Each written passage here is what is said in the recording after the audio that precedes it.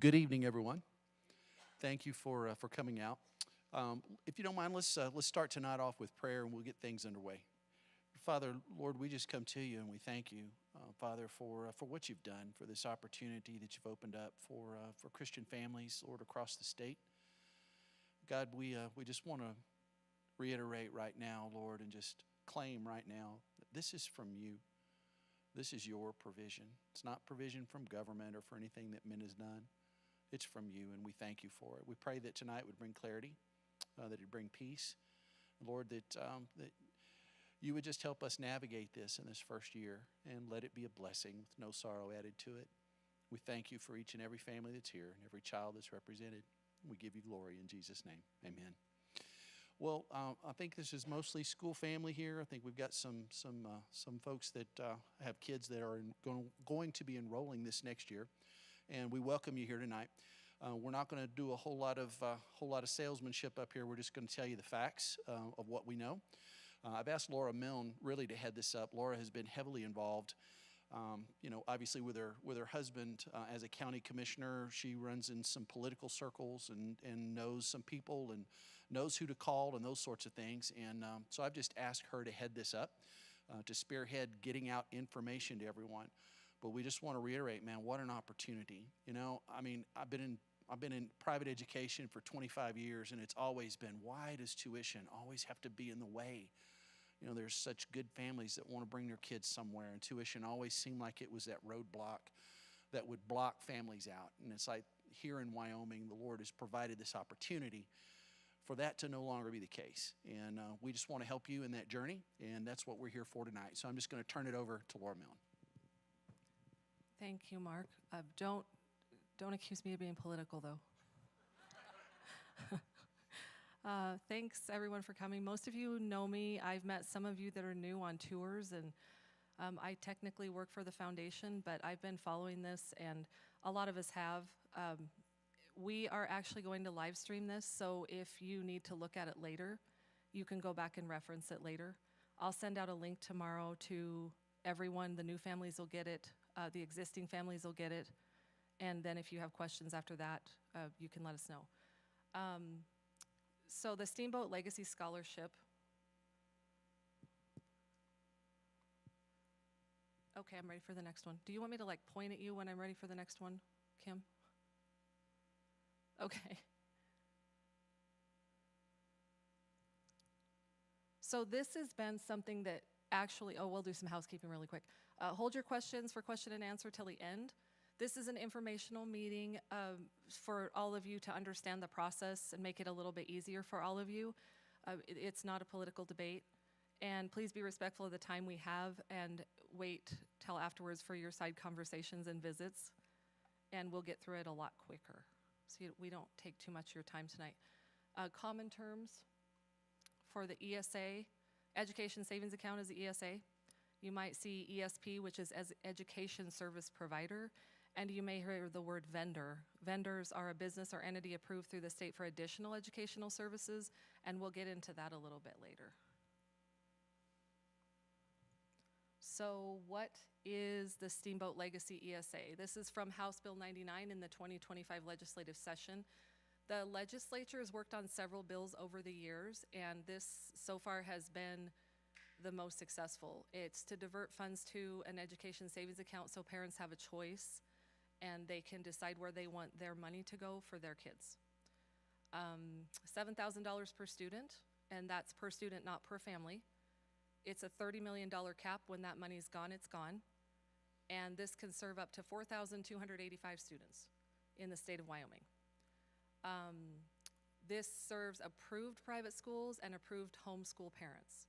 So our school had to apply, Mark had to apply with our school, and we had to be approved. He had to tell them a bunch of things like we have to give the approved tests, we have to have the approved curriculum, and some other things, and our school is approved.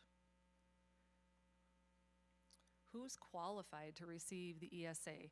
Wyoming residents, this comes right from their website. So if you ever want to know, you can go to that Wyoming Department of Education website and you can look at the ESA, the Education Savings Account tab. Wyoming residents age 4 years and in preschool through grade 12.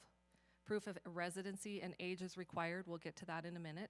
Students not enrolled in a public school for the 25-26 school year, and students eligible to be enrolled in public school but not enrolled.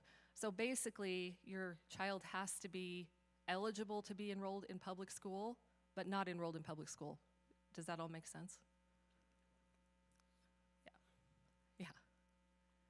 And actually, the age on it is your student can be in school until they're 20. If they're registered as a high school student, 20 is the cutoff age. So, uh-oh. Now my slides aren't changing. Sorry. Some of this is just informational. Most of the money, unless you've applied for the ACE scholarship and you're able to get another form of funding, most of your money is going to go to tuition. Tuition prices are on our website. Are they updated? Okay. Tuition prices are on our website if you want to see what those are. I think, what is it for high school? Okay. Go to our website. If you have a junior high student, you potentially would have a little bit of money left over and can use it for something else. The ESA money is, when you're approved for that money, it comes into your account. So you basically will have an account you set up for your student, and it's per student. So I have 2 students, I'll have an account, and each student will have their own name with their own funding. And then that funding will be allocated from each separate account for whatever it is they need, their tuition or whatever. You can kind of read through this. The ESA money can be used for all of these things you see listed. If it's left over, first for our school, obviously it would be tuition. Your students can still take classes at the college. So what is that called? The BOCES classes, they can still take BOCES classes. There's not a problem with that. They can take classes, I think it's in the next slide, but they can also take classes through a qualified trade school if they're still enrolled in high school. So if they're taking a certification, if PIC allows them in, we'll get to that in a minute. But if they allow them in, they could take classes there. They could take classes at the college in diesel mechanics or welding or whatever. The qualifying expenses.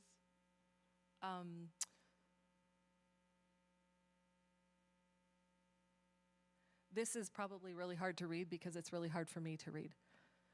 But there's some really interesting ones in here. So online learning programs, we have some, I think we have one. Sky, is that right?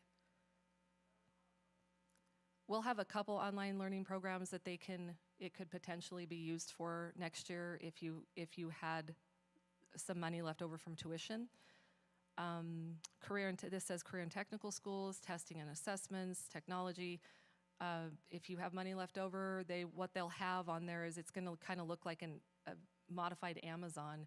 It'll be a marketplace that you can go into and you can pick from approved vendors for whatever. So there's a lot of different ones.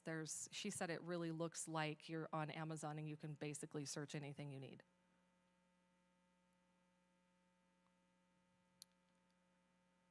And vendors, so what a vendor is it just ends up being an entity like if your kids take dance, if they take acting lessons, any of those things, if you had money left over, say you decide, and I'm not sure how this is going to work, but if you applied for the ACE scholarship and you ended up with the ACE scholarship, and you also ended up with the ESA, you would potentially have money left over and could use it on a vendor in the marketplace. So the vendors have to sign up through the marketplace and be approved to be on there, but you could use whoever you wanted. You could buy a computer, you could sign your kids up. If you, like our judo dojo is going to sign up as a vendor.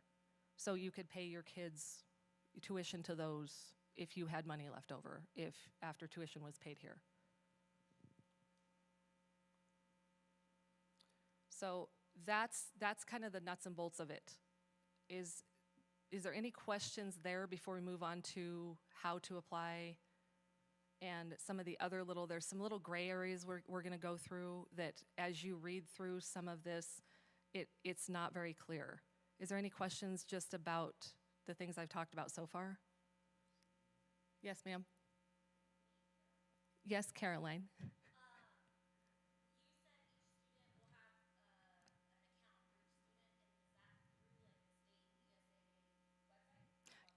Yes, yes. When you apply and you're approved, you will have account. You will set up an account. So one person in the house sets up an account. You set up just basically a username and password, and that's where your student will be in. And you'll set that up actually when you apply. Anything else?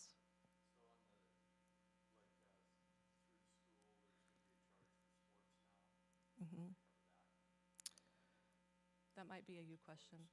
So that's part of the school expense. From what I understand, the school will have to sign up as a vendor, and then if you had money left over, you could use that as, yes.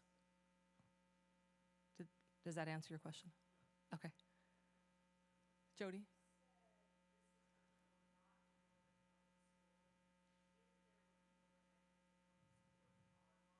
Mm-hmm.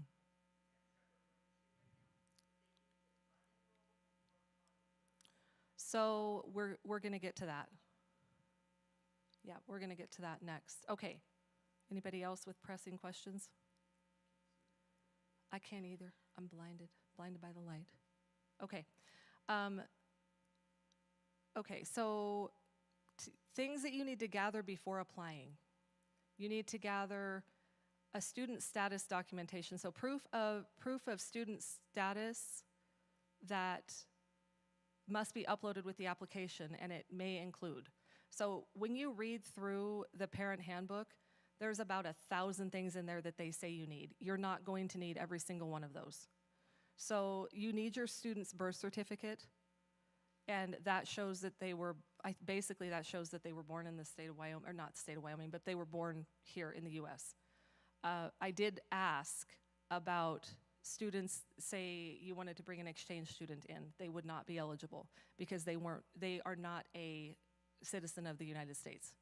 So United States citizenship, certificate of birth, passport, or other state-approved documentation that verifies age. If the parent does not have any of the above, you'll have to contact them.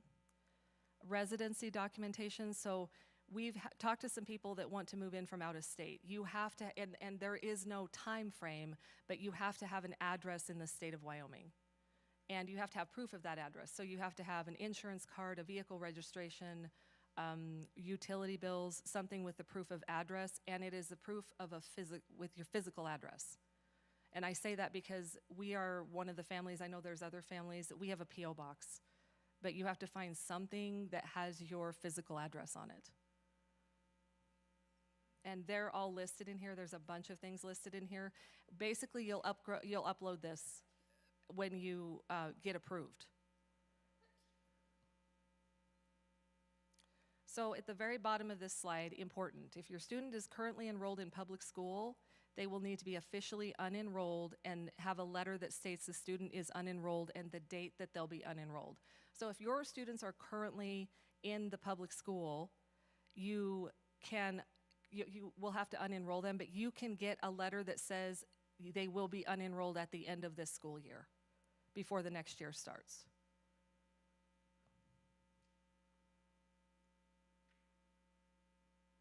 Okay. So how and when to apply? So if there were any parents that applied last year and were approved, they were able to get on today and apply because they applied last year. There was no money distributed last year, but they could apply last year and were approved last year. So they kind of were doing the first come, first serve last year, and then those people from now on will get to sign up first. So if you get approved this year, next year you'll get to be in line first. So on May 15th, the portal will open between noon and 2 Mountain Standard Time. I confirmed that today. It's not midnight. I was hoping it was midnight because I was going to be sitting right at my computer at midnight. No, it's between noon and 2 on the 15th that you'll be able to go to the link at the bottom of this page, and they'll have a spot for you to go, and you'll set up your profile, and you'll pick your school, and then they will tell you if you're approved. Okay, you have to be, Mark's gonna get a list of everybody that's applied for Casper Christian School. If you are not enrolled here yet, he's going to send that list back and say, all of these people are enrolled, but these people aren't. So you will need to be enrolled here before you can be approved. It'll hold up the process, basically. Yes, you can go ahead and you can pick our school, but if you're not enrolled in our school yet, it's gonna hold up that process because there'll be a question. So. Let me chime in on that. For new families, if there's any new families here that's listening by the live stream, there are several that are waiting to enroll based upon seeing if they can get this, and that's the opposite of the way the program works, because I can't say you're enrolled if you're not enrolled, so therefore your application wouldn't be complete. So it's important for those that are waiting, go ahead and enroll, and that allows you to continue on through the process. Let's see, what else? Where was I? Okay, so the application will be open until June, so it'll open on May 15th between noon and 2. It will close on June 25th. If there's any money left over after that through the state, they'll reopen it, she said, possibly around August 1st. So if there's money left over, they're not really anticipating there being anything left over. This is something people are very excited about. We've heard from a lot of different people, a lot of different schools, a lot of different homeschoolers. They don't anticipate there being any money left over. But if that happens, it'll open back up on the 1st of August. What else? So all of the payments are managed through the state. Nothing will ever come directly to you unless it's a reimbursement. So, and that would be a reimbursement through the state. So say you paid a fee, somebody became a vendor, you could ask for reimbursement, and that is outlined in the parent handbook, how you do that. But the tuition comes directly to the school. It comes in quarterly payments. We don't get that in one big chunk. It comes in quarterly payments. And part of the reason for that is they were really trying to keep fraud from happening. The other thing that they were trying to do is if a student moved out of state, they don't have to pay the money back, but the school will stop getting that money then quarterly. So it makes it so that there's not going to be a bunch of money going back and forth. All the payments are managed through the portal that you'll sign up on. Let's see what else on this slide. I think that's it on here, how and when to apply. These are some questions I got prior, but I'm trying to think if there's anything else that I haven't said. Sky, can you think of anything I haven't said yet? Tina, I know you're back there. Okay. When and where the money is distributed, I kind of covered that already. It's quarterly. It's starting in July. What if I have leftover money in my account? We covered that. Will I ever receive a refund check? You shouldn't receive a refund check unless you're receiving a reimbursement check. This is one that was an interesting gray area. There's a lot of wording in this that we were kind of asking a lot of questions back and forth to the state. And one of them was, it really does say in there, you can't teach your own student. Well, we have parents that teach at our school. Homeschoolers teach their own students. What they meant was, and what they probably need to reword it to say, is that as long as the ESA funds are not being used directly to pay you to teach your student. So in other words, our parents, or our students, sorry, one more time, our teachers are paid out of a general budget that all the money comes into, and that budget covers everything from lights to payroll to everything else. And homeschool parents, they're not drawing a paycheck to themselves from the ESA money. So yes, they can teach their own children. Yes, the teachers at our school can teach their own children. What if I transfer from CCS to another school or out of state? That was, I talked about that. You would have to withdraw from CCS. You have to let them know that you're no longer using the ESA money, and then it just will quit coming to the school. But money doesn't have to be paid back unless they accuse someone of fraud or something nefarious happens. We do have families that have 2 households, so only one household can apply. If one household signs up and then the other one signs up, it will slow the process down because only one household can apply for the student. Okay. Questions? I felt like that was really, really fast. Yes, ma'am.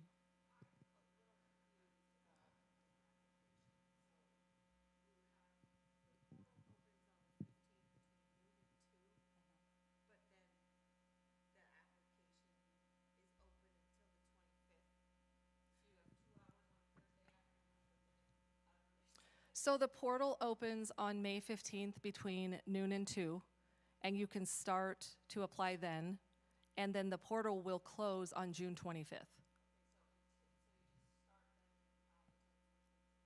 Basically, yes. I want to jump in on that one. With it being first come, first serve and a limited fund, guys, do not wait. Procrastinators will find out there's no money left. So that's why we were having this meeting, because we want our families to be first in line to tell you, here's the documentation you need, here's how you can get through your application as quickly as you can and secure your spot. If you wait until June 25th to get all your stuff in, you may be, we don't know. And that's why we're trying to be urgent with this. It's like, we do not know how much money is going to be left. It's the first go around in the state. So we're really not sure. And I just know that's a $7,000 difference to get it in early. And that's pretty good incentive. So yeah, get your documentation in, get it as quickly as you can. It's 2 weeks from today. I'm disturbed by it. It's either it opens sometime between noon and 2. Is that what they're saying? Hit refresh, baby. Hit that refresh button. Keep it going and have it ready to go. Yeah, and when it opens up, be the first in line. That's the best way to secure it and make sure that you're not left out. I do want to touch base on a subject that we realize that not everybody that was coming to the school, some may not be able to get this. Our other helps, our other tuition assistance things would still be in place. All the things that we've done before, we would still do. It doesn't go away because this fund is here, but we don't know what we're dealing with. So we're hoping that everybody that wants in gets in. That's our hope, but we really encourage you to jump on it. Okay.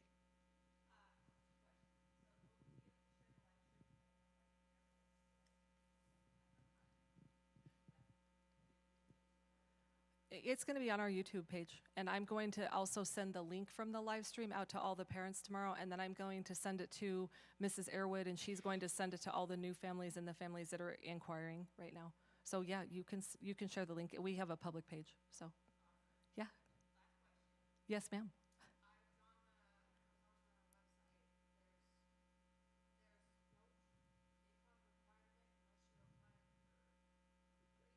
That's correct, yeah. And if you're applying for pre-K, there's income, you have to provide all sorts of income. And it does kind of say, as you go through the parent handbook, it talks about needing to gather proof of income and all of that. Unless you have a preschool student, you do not need proof of income. Yes. So you'll have to call the central services for the Natrona County School District and talk to them and tell them you want to unenroll. There's a process now with that where they email you something, you fill it out, and then you'll have the official letter signed by them. But you'll have to call central services with the Natrona County School District. I should have probably written that number down, but I don't have it right now. Yes, Sonny? So the parent handbook is on the Wyoming Department of Education's website for the Steamboat ESA, and there's a link to it. You can it's a PDF. You can pull it up and print it. Yes, Jesse?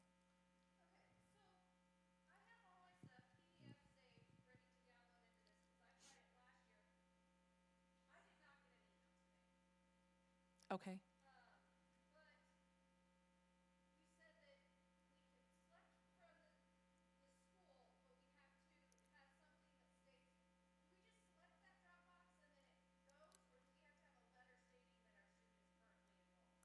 No, you just have to select the school.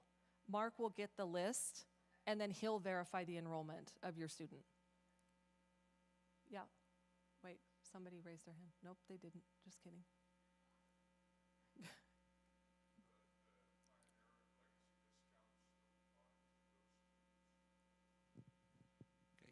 The board is, I'm going to be honest with you on that. All of our discounts that the school has ever given has been to make a way for families to be able to afford tuition. It's pretty close to a $70,000 hit to the school's budget. We have to fundraise that in order to get it. So the board is leaving things in place for anyone that does not receive ESA funds. But if you receive ESA funds, we're asking you to consider all things are clean at that point. So no, there wouldn't be any discounts off of a legacy fund tuition. Jill?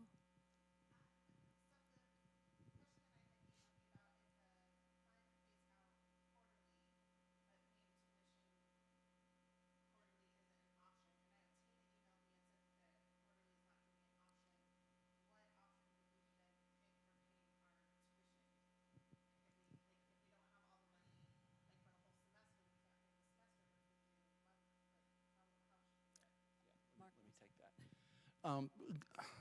Is Tina in here? Tina, which would you prefer them do?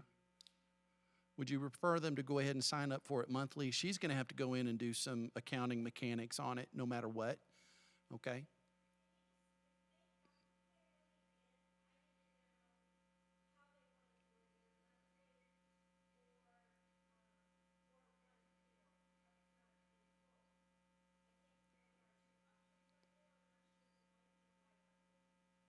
Okay, so really you're only accounting for money that you would have to pay outside of the legacy fund.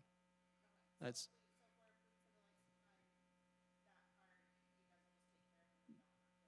yes, because it's coming in quarterly to us, and we know that. So that's where I'm saying she'll have to go in, and Tina's got her work cut out for her. Yes, sir.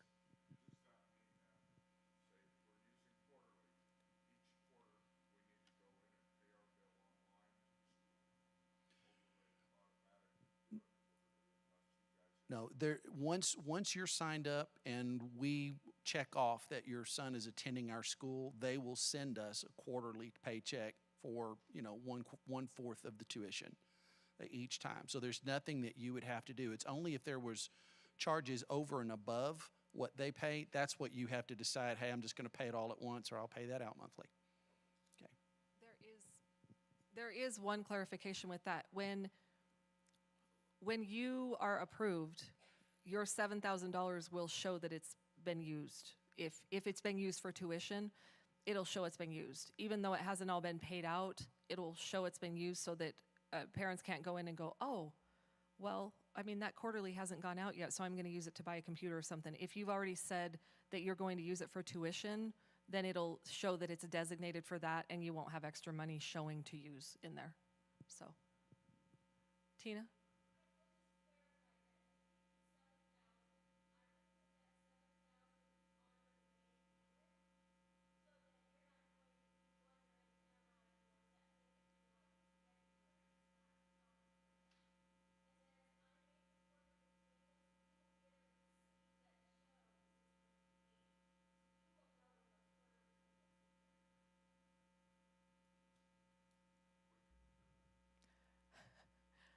Here, I'll let Mark. Yeah. Tina was just saying that the quarterly payments will show up. You'll be able to see them whenever they're applied. So you'll have a clear window of how much has come in and when it comes in. Okay, but it's not something that you guys will have to worry about, because it'll be there for you to see. Any other questions? We don't want to rush it.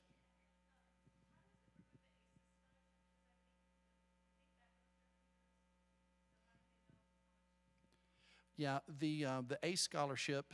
I'm going to be honest. We're going to have to see how that goes because I'm getting some information that because there's now an ESA, I'm not sure what happens to the ACE scholarships. But the best thing that could happen if you signed up for ACE and you received ACE is that once again that would be us communicating with the state to say how much you would be needing from the state in order for tuition to be covered. Does that make sense? So we would look at what ACE awards, deduct that from your total, and that's what we would tell the government would be the tuition rate for you. Okay? I am waiting to see what happens with that, though, because I know ACE is the same way. They want to give money to help someone be able to go to a private school, a private Christian school, and if there's already a way provided, they may want to earmark that money elsewhere. I just don't know. So we're waiting to see how that plays out. And I apologize for that, guys, but this is the first go-round. And I would encourage everybody that you know how things are on a startup. There's going to be some curveballs that nobody saw coming. And the best thing for us to do is just be like a major leaguer, stay in the box and take a whack at it, and we'll get through it. Okay, so we'll get some answers for you if there are curveballs thrown, and we just anticipate there will be. It's the first time through. Any more questions?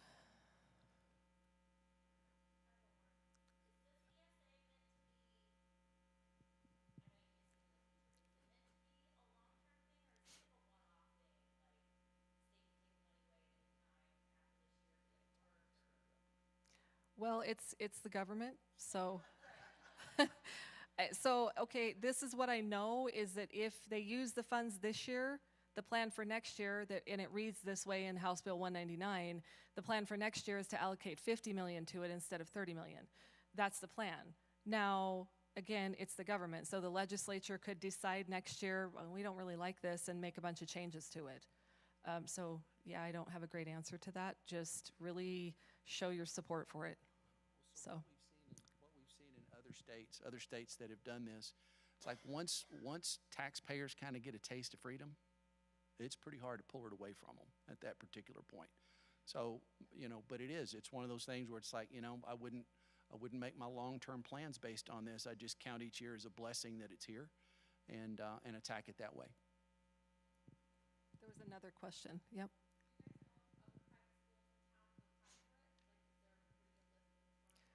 So when I talked to her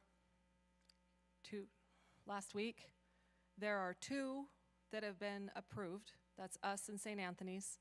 And there are 2 others, and she wouldn't tell me who they were, that are working on it, that are working on the process. So, do you know anything else? No, my hope is that every Christian school is able to participate because they're not Christian, they're our brothers. And we're looking at it that way. But one of the blessings, I know that accreditation plays in. I know that having an approved standardized test is part of it. So with us using the Iowa Achievement Test and the pre-ACT, that's one of the nationals, and it was automatically accepted. And we have our accreditation, so we flew through very easily. But there are a lot of schools that have to now reassess, especially the testing portion of it, as to whether or not they want to change what they're doing to go through this approved list. And I didn't view the list or anything as being government overreach. I think it's their efforts to make sure there's some sort of standard that's met and set that lets them know education is taking place. So the steps that we had to go through were reasonable. And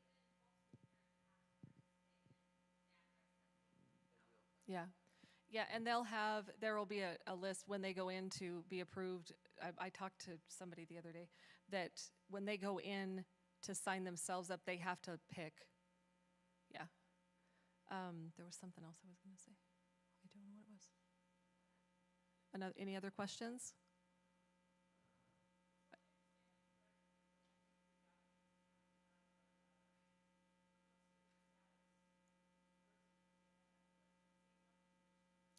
So, yeah, a wow, birth certificate. So you're proving age and born in the United States citizen, and proof of residency. I think it's just two. And the withdrawal form if your students are in public school. There is another on page 14. I looked at this all day today, and then I started to email people.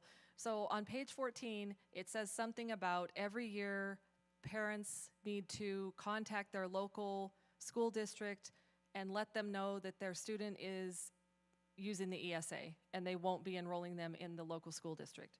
So I read that to say every year I have to call and say, my students are not coming to public school, we're using the ESA. That's how it reads. That's not the case. It's actually, my students have been unenrolled from public school for several years, so it's not an issue. I did confirm that today. So when you get to that portion, if you read it like I do, then know that if your student is currently in the school district, they need to be unenrolled. Oh, there is something I didn't mention. So students that take the classes, they take their electives through the district, this could be a change. So if you have a student that takes an elective like Spanish or some language we don't offer, something we don't offer with the district, this Natronas County School District has not decided if they're going to allow that. So statutorily, our students are able to participate in sports because that's by state statute, just like homeschool students are. But they can change their minds on electives. We don't know yet. When I called, she said they haven't had that school board meeting yet to decide. What they may do is it may be a pay-to-play. So if your kids want to be in orchestra up there, you may have to pay a fee for that. They don't know yet. So be kind of watching for that next school board meeting if you want to know answers to that. Because traditionally, we homeschool parents and private school parents have been able to take their kids for electives to the high schools. And that may change. I'm trying to think.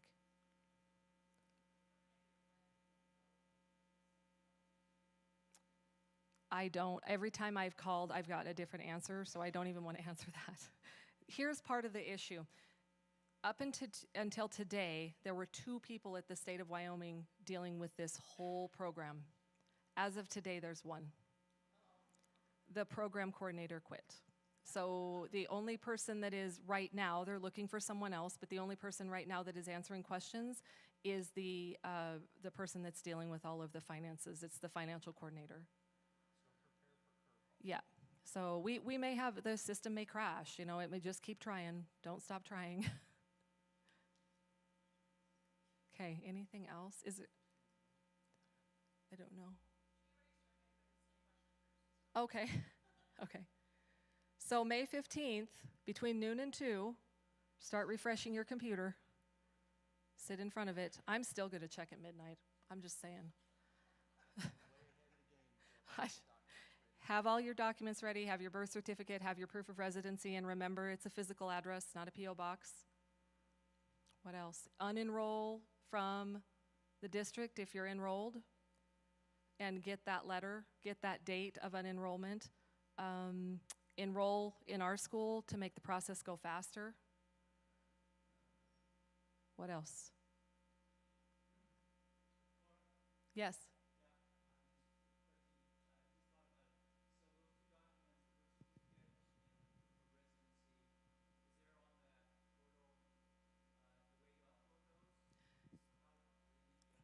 There will be. There will be a way to upload them, and I don't know if that means you have to scan them in. I don't know if that means you can take a picture and email it to yourself with your phone, but yeah, there will be a place to upload those documents. Go ahead.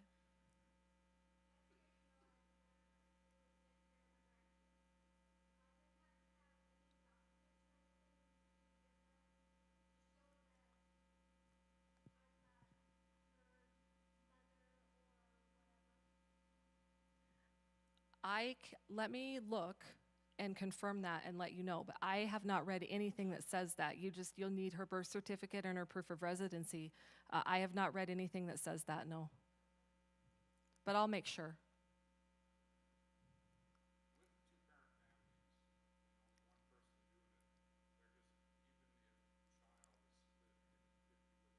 Mhm. Yes. Yeah. Yeah, and both parents can use the same sign-in, but it can only be one sign-in and it can only be one household. So, anybody else? I just feel like that went really, really fast. That's good, right? Okay. If, like I said, this is live streamed. If I'm going to send that link out to everybody tomorrow, maybe the next day. Tomorrow's the dance. I have a girl to get ready. Just saying. And she's got two. So I'll send it out as soon as I can. If you have any questions, don't hesitate to call. There's a lot of us in the office that know a lot about it, and if I don't know, Sky may know. If Sky doesn't know, Tina may know, Kim may know. And if none of us know, they've been really, really good with us at getting back to us when we email and call them at the state. Even today, with one person now down there, she got back to me right away. So if we can't answer it, somebody can answer the question. But start marking those calendars off.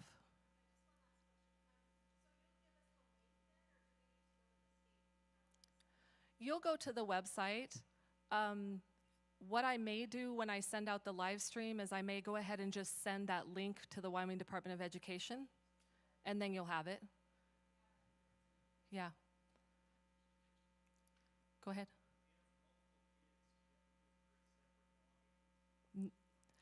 No, it is one login, but you will have to upload all different, I think for each one, there's a spot to upload documents separately, but it's one login.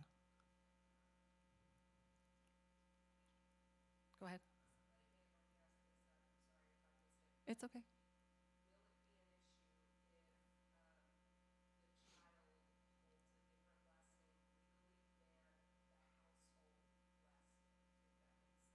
I don't think so. I think it's whatever's on their birth certificate has to match.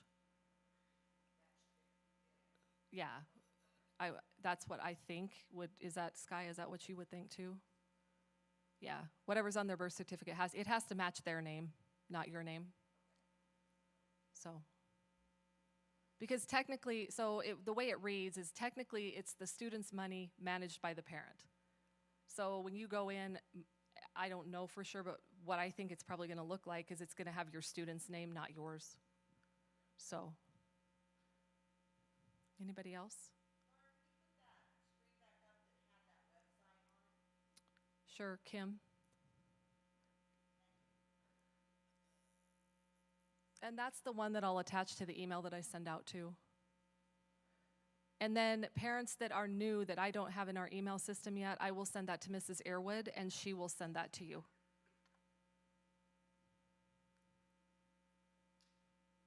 Anybody else? I think this is exciting. I think this is going to be great, but I think we all need to pray that it goes smoothly. Yeah. Yeah. So. Okay. Last, going once, going twice. Any more questions? Like I said, you can always call and ask questions. You can always email any of us and ask questions. The state has been really good if you email them as well. So, yeah. Since I have you, well, do you want to say anything? Since I have you all captive, there was one other thing that is totally unrelated that I wanted to talk to you all about. But do you have anything? Do you want to say anything extra? You got me scared now. No, I didn't tell him. So all I want to talk a little bit about is our parent-teacher organization. And I think there's some new parents in the room. There's some parents that have been heavily involved in our parent-teacher organization. And this is just my plug for the PTO. Basically, we have had a PTO since we started it here a couple years ago. It's been very active. It's been a struggle the last couple years to try to get enough people to help. We have a lot of people that help and sign up. Basically, what we want to do is we want to make sure that that parent-teacher organization stays active. So in the next few weeks, I say few weeks, it's probably going to be like in the next month. There's a lot of things happening. It could even be right at the end of school. I'm speaking as a parent because I try to be a little bit involved in that too as a parent. We're going to try to get some parents together and try to hash out the best way to have the best type of parent-teacher organization. So in the past, our parent-teacher organization has done things like Teacher Appreciation Week, brought dinner in for teachers. They come to our plays, and they set up snacks. They help clean up. They show up whenever we need them. We've had amazing parents. We just had a donor appreciation dinner. We had we had 45 parents and students there helping. It was amazing. But I'm putting the plug in for PTO. Let's not let it die. So when you get that, will you please come and hear us out? And Sky. Sorry, more speaking out of turn. You guys who are re-enrolled or enrolled for next year, we do have in your contract, if you actually read it. So what we've done in the past is in February, the families that were already part of the school were waived a fee during the month of February.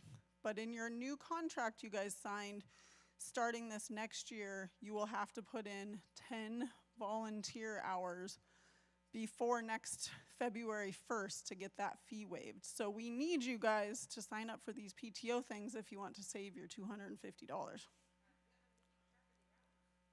Me and Kim are working on a process to do that. We'll start that in August when school starts. Exactly. I think so. Okay. Everyone, thank you for coming. Remember, here's the important things in bullet form. It opens on the 15th. Be first in line. Have all your documents ready to go to keep that process flowing and get your name in there and get it done. Notify the school district if you are have a child currently enrolled. Notify the school district of when the official end date would be. You don't have to unenroll them right now. You don't have to pull them right now in order to do that. You just notify them that at the end of the school year, your child will be unenrolling, and they'll get you the documentation from there. Do those things. Be prepared for curveballs. Don't get upset. Remember, there's a $7,000 payday for you just to endure to the end. God bless you, and thank you for coming.